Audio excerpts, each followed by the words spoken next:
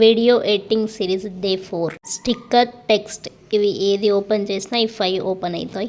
Sticker text captions detail doodles. స్టిక్కర్లో stickers GIFs ఉంటాయి.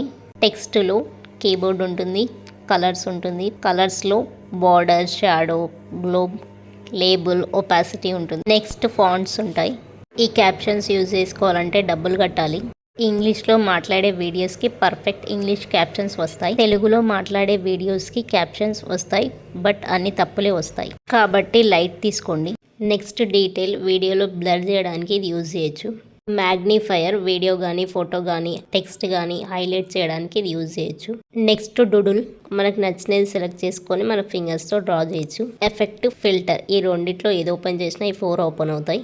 Effect, ఏఏ ఎఫెక్ట్, ఫిల్టర్, అడ్జస్ట్. ఎఫెక్ట్స్లో zoom in, zoom out, slow zoom ఇలానే చాలానే ఉంటాయి. కొన్ని మాత్రం పెయిడ్ ఉంటాయి. ఏ ఎఫెక్ట్లో చాలానే ఉంటాయి. లైన్, ఎల్యూజన్ ఇలా చాలా ఉంటాయి. కొన్ని మాత్రం పెయిడ్ ఉంటాయి. ఫిల్టర్ మనం యూజ్ చేసే వీడియోకి ఫిల్టర్ పెట్టుకోవచ్చు. బ్రైట్, వింటేజ్ ఇలా కొన్ని ఉంటాయి. అడ్జస్ట్ మనం యూజ్ చేసే వీడియోకి లైటింగ్ పెంచవచ్చు, లైటింగ్ తగ్గించవచ్చు, కాంట్రాస్ట్ పెంచవచ్చు, కాంట్రాస్ట్ తగ్గించవచ్చు. పిఐపి మనం యూజ్ చేస్తున్న వీడియోలో వీడియో అండ్ ఫోటో యాడ్ చేయడానికి యూజ్ చేస్తాం.